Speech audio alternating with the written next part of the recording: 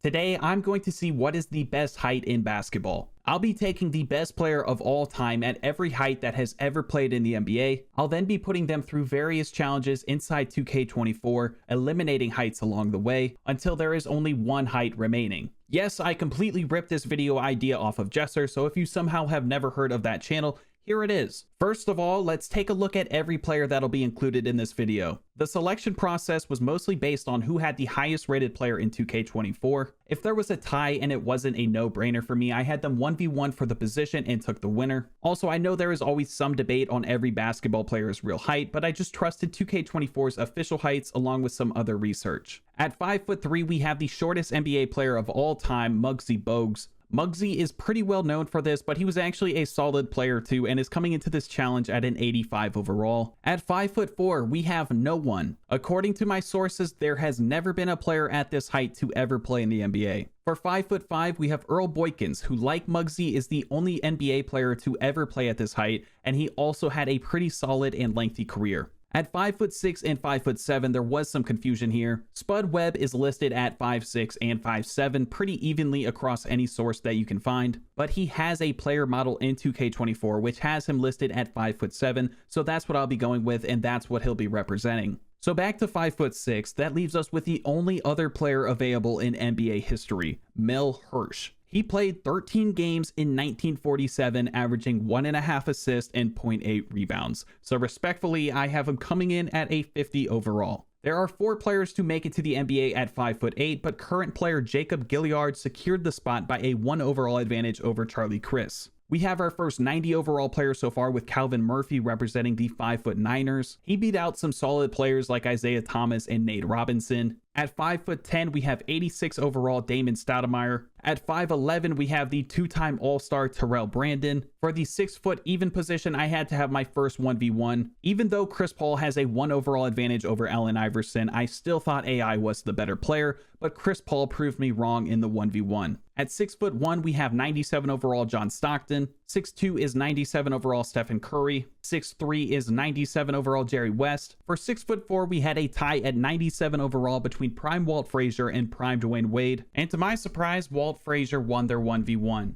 6'5" is a competitive height, but the Big O Oscar Robertson led the way at 97 overall. 6'6" really isn't up for debate. We have Michael Jordan. At 6'7", we had a tie between current LUKA Doncic and all-time Julius Erving. The Doctor's game is built for 1v1 at the park, so he beat out LUKA for the position. At 6'8", we have 97 overall Scottie Pippen. 6'9" is the most competitive height of them all, but it will be going to 99 overall LeBron. 6'10" will go to 98 overall Bill Russell. 6'11" will go to 98 overall Tim Duncan after he beat Jokic in their 1v1. For 7 feet, 98 overall Hakeem Olajuwon took the spot after beating Dirk. At 7'1", we had another tough tie between 98 overall Shaq and Wilt, but Shaq won the position 11-7. At 7'2", we have our third and final 99 overall in Kareem Abdul-Jabbar. At 7'3", we have a pair of 88 overall Lithuanians, Arvydas Sabonis and Zydrunas Ilgauskas. It took 33 shots for him to score 11 points in their matchup, but the Big Z is moving on. At 7'4", we have none other than 89 overall Victor Wembanyama. At 7'5", we started to run out of options, so 70 overall Chuck Nevitt will be taking the spot. 7'6" is going to 91 overall Yao Ming.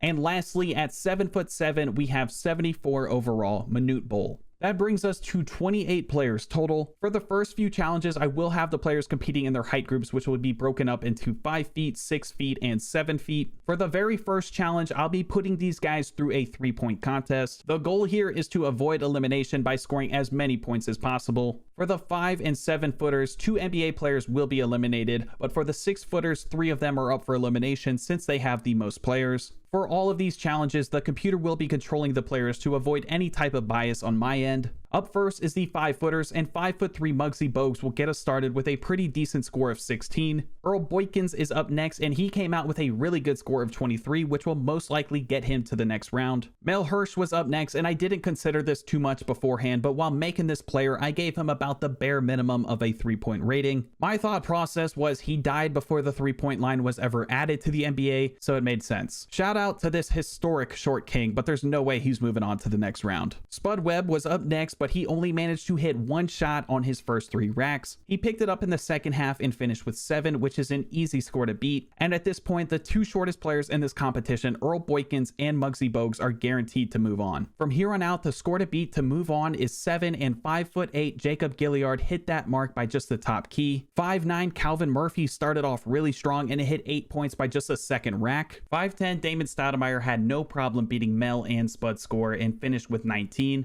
And lastly, for the 5-footers, Terrell Brandon had 7 points by the second rack, and he will be moving on, which means the first 2 heights to be eliminated will be 5'6" Mel Hirsch and 5'7" Spud Webb. Next up are the 6-footers, who are the most stacked group of heights by far, and remember, in this group the 3 lowest scores will be eliminated. Chris Paul started things off with a mediocre display. He went 1 for 5 on 2 racks, which landed him a total score of 15. John Stockton was up next, who went perfect from his first wing. He cooled down from there, but he still beat Chris Paul's score with a final score of 19. 6'2" Stephen Curry is up next, and I knew before this even started he was going to be safe. He beat the other 2 guys' score with 22, but that was lower than expected. This is kind of a classic 2K moment here, because Jerry West then went on to beat Curry's score of 22 and guaranteed his safety in this competition. I know this guy was a pretty solid shooter during the Korean War days, but that still doesn't seem right to me. Up next is Walt Frazier, who thankfully finished strong after an average shooting performance. He finished with 17 points, which will put him in the middle of the pack and also move Curry on to the next round. We have our 3rd old head in a row. Mr. Triple Double finished with 22 points, tying Curry and also advancing himself to the next round. For the time being, 19 is a score to beat, and Michael Jordan was able to also get 22 points, including hitting both of his starry range shots. 6'7" Julius Erving was up next, and he passed the score of 19 on his very last shot, and after going 4 for 5 on his last rack. And at 6'8", things started to get interesting. Scottie Pippen tied Chris Paul with just 15 points. That'll put Scottie on the hot seat for elimination with just 3 more heights to shoot, and also guarantee John Stockton his safety. 6'9" LeBron James was up next, and he went cold on the left wing, which left him with just 17 points and in jeopardy. But Bill Russell was here to save the day for LeBron and Walt Frazier. I thought, given the fact that Bill is a 98 overall and 2K loves to glorify 3-point shooting for the old heads, they would at least make him a decent shooter, but no. This man put up an offer. He really took this spot over KD just to make it home back in time for supper. And for our last shooter, 6'11" Tim Duncan is up next. This really is not his forte, but he did his best. He didn't even get every ball off, but with his last 2 shots, he hit both of them to just barely beat the mark of 15. Which means for the 6-foot group, 6' Chris Paul, 6'8" Scottie Pippen, and 6'10" Bill Russell are eliminated. And for the last height group, we have an interesting 3-point contest between the 7-footers. 7-foot Hakeem started this group off fairly strong with 13 points. Shaq was up next and just wasted his time. He put up 0. Kareem followed that act by also putting up 0 points, which will advance Hakeem and also any future shooter in this group who can make just 1 3-pointer. Ilgauskas was up next at 7'3". He hit his first shot, which is good enough to move on. I had no worries about 7'4" Wemby. He also hit his first shot and is moving on. But we're back to our old ways, because 7'5" Chuck Nevitt went 0 for 27. I thought Yao Ming could do better, but he also went 0 for 27. And lastly, Manute Bol was a sharpshooter from outside. He hit 2 3-pointers from his first wing, and he's safe. We have a 4-way tie with 0 points, but only 2 of these 7-footers are supposed to be eliminated, so I continue to give them more opportunities to hit just 1 3-pointer. In their second chance, 7'1", 7'2", and 7'5" all put up 0s, but Yao Ming put 1 in, so he is safe. I gave the rest of these 7-footers about 200 shots each, but they continued to miss every single one. So I decided to skip their performances, which will always give them some points, which I believe is somewhat based on their 3-point shooting ability, but also could be just pure luck. But that's what you get when you are incapable of hitting a standard shot in basketball as a professional basketball player. After a series of ties, Kareem was eliminated, and it all came down to Shaq and Chuck Nevitt in the tiebreaker. Nevitt started this off with a solid 4 points. That should be beatable for Shaq, but somehow he only finished with 3. Which means after all that, 7'1" Shaq and 7'2" Kareem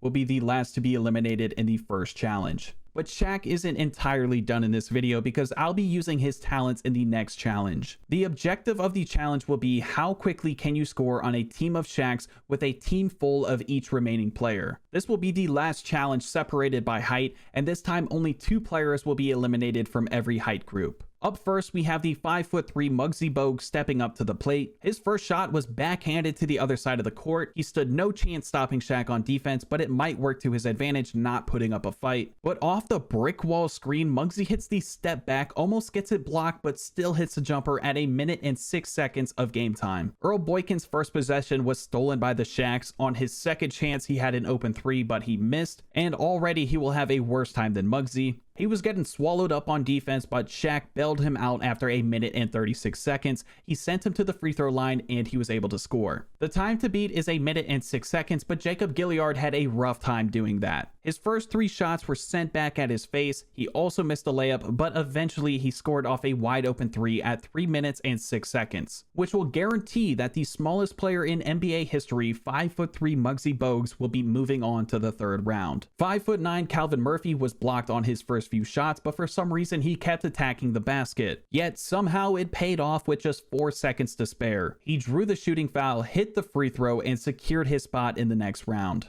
5'10" Damon Stoudemire was struggling to even attempt a shot, but 1 minute 15 into the game, he hit a contested 3 over Shaq, meaning he's safe, Gilyard is eliminated, and for the final 5-footer, Terrell Brandon has to finish with a better time than 1 minute and 36 seconds. And he accomplished that in the most unexpected way possible, by attempting a standing dunk over Shaq. Out of sheer dumb luck, he fooled Shaq into a goaltending violation and he is safe. So both 5'8" Jacob Gilyard and 5'5" Earl Boykins will be eliminated from the 5-footers. Up first for the 6-footers is 6'1" John Stockton. He struggled to get a shot up at first, but with this many YMCA white guys on the court, great ball movement is bound to happen. And he found himself an open 3 1 minute and 9 seconds into the game. It was pretty obvious how Stephen Curry planned to score on a team of Shaqs. He jacked up a few threes and the second one went in just 48 seconds into the game. But again, Jerry West has outperformed Curry. On his very first possession, he had an open mid-ranger and he is not missing that. He is moving on to the next round with a time of 30 seconds. And somehow Walt Frazier was able to top that score himself. He got a steal and a fast break, which gave him an easy layup 24 seconds into the game. But these Vietnam vets' luck finally ran out. Oscar Robertson was blocked 3 times in a row on offense. Somehow he was able to score a layup under the basket at the minute 24 mark, but that'll still give him the worst time in the 6-foot group so far. In Michael Jordan's turn, he stole the ball from Shaq on the first possession. He took a terrible shot with 2 Shaqs in his face, but the size of his balls paid off once again. He got fouled and scored in just 21 seconds. Dr. J scored on his first possession with an open 3 at the 31-second mark and is moving on. LeBron had the nerve to post up Shaq and somehow it worked. That'll move him on with a time of 37 seconds and eliminate Oscar Robertson. Tim Duncan is the last competitor in this height group and I expected him to have the best time in this group. He had to beat 1 minute and 9 seconds and he gave himself a fair chance with this shot. It was open enough, but it was off, and he actually continued to struggle with this challenge and finished with an all-group worst time of 3 minutes and 12 seconds. So after the 6-footer Shaq challenge, 6'5" Oscar Robertson and 6'11" Tim Duncan are eliminated. And for the 7-footers, there is definitely a new element of this challenge for them, considering they have a chance to win the tip-off against Shaq and give themselves the very first possession. Hakeem wasn't able to do that, but he still put up a very solid time of just 49 seconds after hitting a 3-pointer over Shaq. 7'3" Ilgauskas was the first player to win the tip-off, but he took the whole first shot clock just to get up a terrible shot. He hit a tough fadeaway jumper at 1 minute and 4 seconds, but I expect this group to be the most competitive in this challenge, so we'll see if that's enough. 7'4" Wemby also won the tip-off, but also took the whole shot clock just to chuck up an awful shot. But in transition, he was able to hit a contested jumper from behind the backboard 58 seconds into the game, so he might have saved himself. 7'5" Nevitt won the tip-off, proceeded to get a quick and solid shot off, but missed. But this man has an IQ of 300. He took the slowest reverse layup ever seen on a professional court, and he baited Shaq into goaltending it. And just like that, he'll be moving on with a height group best of 38 seconds. Yao actually lost the tip-off against Shaq, but in his first possession, he threw up a terrible and contested shot, except it somehow went in. So with another group best time of 35 seconds, he'll be moving on. 7'7" Manute Bol is the last man up. Surprisingly, he lost the tip. He surprised me once again by taking a 3-pointer on offense. And because of time management, that was the only chance to beat 58 seconds. He hit a post hook at 1 minute 20, but that's not good enough. He and the Big Z will be eliminated. And after the second challenge, we are down to 15 players, including heights from 5'3" to 7'6". The next challenge will involve all of the remaining players competing against each other regardless of height. It will be a free throw competition. The objective here will be to see how many free throws in a row each player can make. If they miss their first free throw, they will finish with a score of 0. And to make things even harder, this will all be taking place in Philly. The lowest 3 scores overall will be eliminated. Also, in the next challenge, the players with the highest number of free throws made in a row will be given an advantage. We're going to do this from tallest to shortest to see what really will be the score to beat. Up first is Yao Ming. He made his first one, which will put him on the board, but that'll be it for him. Up next is 7'5" Chuck Nevitt. He missed his first free throw, so he's leaving this challenge with 0.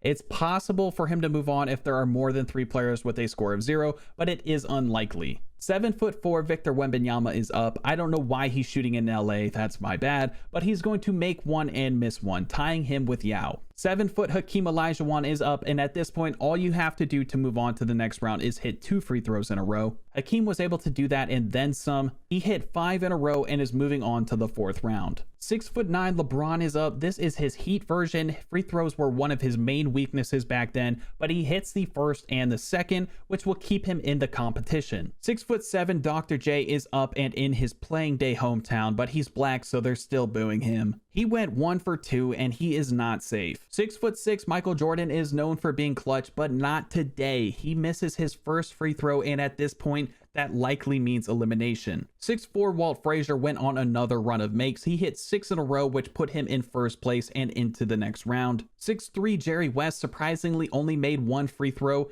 which keeps the midfield busy. 6'2" Curry, one of the best free throw shooters of all time, was only able to make 3 in a row, which for now puts him in 3rd place. 6'1" John Stockton had no problem advancing. He also put up 6 free throws made in a row, but 5'11" Terrell Brandon did some favors for some other players. He missed his first free throw, which means any player that just made their first free throw is now safe, and with 3 more shooters to go, the 0 makes are not out of it yet. 5'10" Damon Stoudemire was a dark horse. He got hot and climbed the ladder all the way to first place with 9 makes in a row. But 5'9" Calvin Murphy said it is my time to shine. He not only beat first place, but he hit so many free throws that his player got hot, and by 30 makes in a row, I just had to cut him off. And lastly, we have 5'3" Muggsy Bogues. He hit his first free throw, which means everyone with 0 makes will be eliminated, and he ended up with 8 makes, which will put him in 3rd place. So 5'11" Terrell Brandon, 6'6" Michael Jordan, and 7'5" Chuck Nevitt have been eliminated in round 3.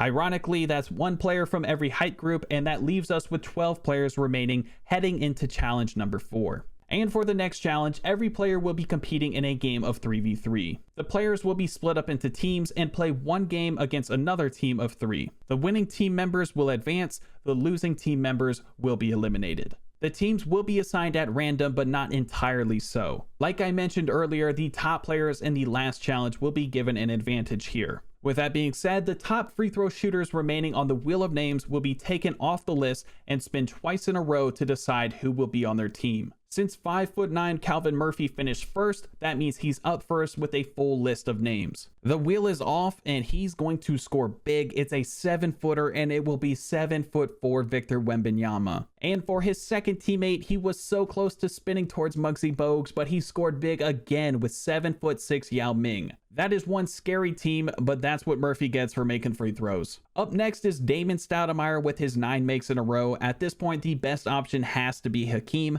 but he's going to start off with another little guy in 6'1" John Stockton, and on his second spin, he landed on 6'3" Jerry West. His team is the size of middle schoolers, but we don't know who he'll be playing yet, and maybe Jerry West can pull off some more lead poisoning magic. And the third best score in the free throw competition is owned by Muggsy Bogues with 8. He still has a very good chance at drafting a winnable team. And for his first spin, he's taking the second tallest remaining player available, 99 overall LeBron James. And for his second spin, it landed on Stephen Curry. He may not have a 7-footer on his squad, but that is a pretty helpful combination for him to have. For the fourth team, we have a pretty solid group remaining height-wise with 6'4" Walt Frazier, 6'7" Julius Erving, and 7' Hakeem Olajuwon. The matchup process will also be randomized. I decided to give Damon Stoudemire's team a crack at spinning first since they have an average height of 6'1.5". Thankfully, Thankfully, they won't be matched up with the Twin Towers, but they'll face Walt Frazier's squad, which means Calvin Murphy's team will be facing Muggsy Bogues' team. And I won't drag this out any more than it needs to. These matchups were pretty unfair, but that's the way that luck will have it, and I didn't want to interfere.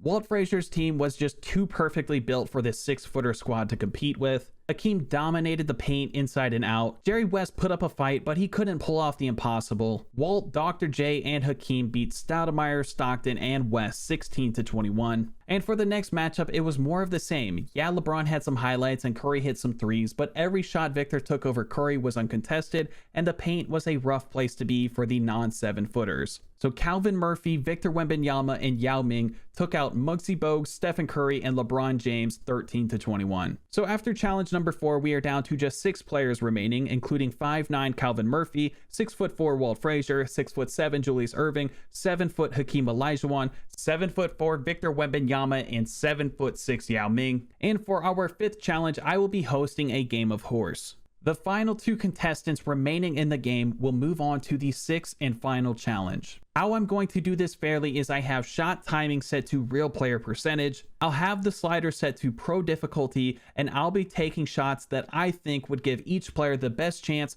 to knock out the other players while also keeping them in it. The order will be set from tallest to shortest, and the score will appear on the top left of the screen. For Yao's first shot, I had him take and make a mid-ranger, and my goal in mind was to have my right foot next to the letter I in the word Supersonics. Victor hit his shot, Hakeem missed, which will give him an H. Dr. J also missed and received an H. Frazier and Murphy hit their attempts, and the ball is back to Yao. For Yao's next shot, I took a baseline fadeaway jumper, which went in. This goes for all shots like this in this game of horse. Not everyone's attempts may look the same, but trust me, I did the same controller input for every shot. Victor missed his attempt and gained an H. Hakeem and Dr. J hit theirs, but the guards struggled with this one. Frazier and Murphy both missed, and now everyone except Yao has a letter. Yao's still shooting, but I'm not trying to do anything too crazy with him right now, so I shot and made a free throw with him. And somehow the rest of the players really struggled with this shot. Wemby, Hakeem, Dr. J, and Frazier all missed and were given an O. The only other player to make this shot was Murphy. But this isn't going to be a clean Chinese sweep because Yao missed the left-handed post hook. That means the ball is now in Victor's court. This was a bit ballsy, but I thought he had it in him. He missed a corner 3, and now Hakeem is in control. For his first shot, I took a jumper from the elbow. Dr. J missed the follow-up and is 2 letters away from elimination with HOR. Both Frazier and Murphy hit their shots, but Yao finally took his first letter on the miss, as well as Victor missing and taking his 3rd letter. I really turned this into a game of horse on this next shot. I took an out-of-bounds jumper with Hakeem in between the letter U and P, but it was in and out. Dr. J is now up, and he hit a 3-pointer from the wing. Frazier knocked down his attempt, but Murphy, Yao, and Victor all missed their shots, which puts Murphy and Yao at HO, and Victor is now just 1 letter away from elimination. Hakeem hit his 3 and is safe. Dr. J was up again, and I had him hit a baseline 3. Walt Frazier ended up being the only other player to hit his shot and maintains the lead. Murphy, Yao, and Hakeem now have HOR.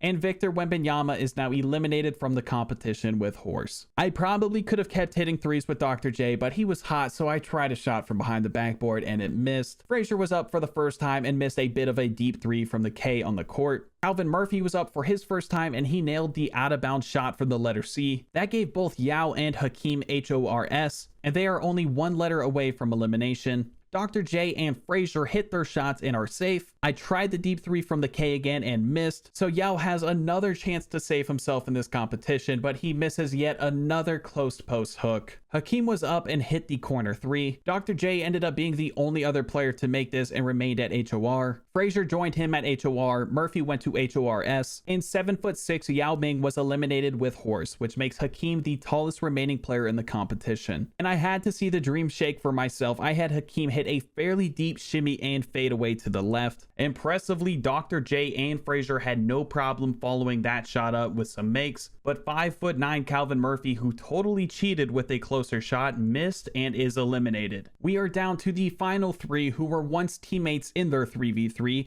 and all I need is 1 more player to be eliminated to start the final challenge. This may have not been the safest call, but with Hakeem, I went for the top of the key 3 and he missed. With Dr. J, I went back to the deep 3 from the letter K and he made it. Frazier followed that up with a make. And to avoid elimination, Hakeem goes in and out. He has horse. he is eliminated, but he put up a solid fight and secured third place at 7 feet tall. And for the final challenge, I'll be having a team of 6'4" Walt Frazier's taking on a team of 6'7" Julius Ervings head to head in an 8-minute game of a 5v5. I gave Walt Frazier the home court advantage for being the shorter man, and right away we get a taste of how competitive this game is going to be. Frazier gets the steal, he thinks he has an easy finish coming, but Dr. J comes flying out of nowhere like Flight 11 and sends debris onto the people of New York. These two stayed tied for most of the game, but Frazier was pulling away with a game-high lead of 4 after a tough layup and a tough jumper. But this man killed his own momentum by blocking his own layup off the bottom of the backboard, and Irving caught back up by halftime. Irving then came out of halftime on a 5-0 run after hitting an open 3 and dunking over Frazier. But Frazier and his pork chops don't give up that easy. He hit another physical layup, then crossed up Doc for another mid-ranger. They just don't make them like they used to. The Irvings were up 3 with a minute to go. He went inside, but Frazier picked his pocket, kicked it up to Frazier, who hit a no-look razzle-dazzle pass to another Frazier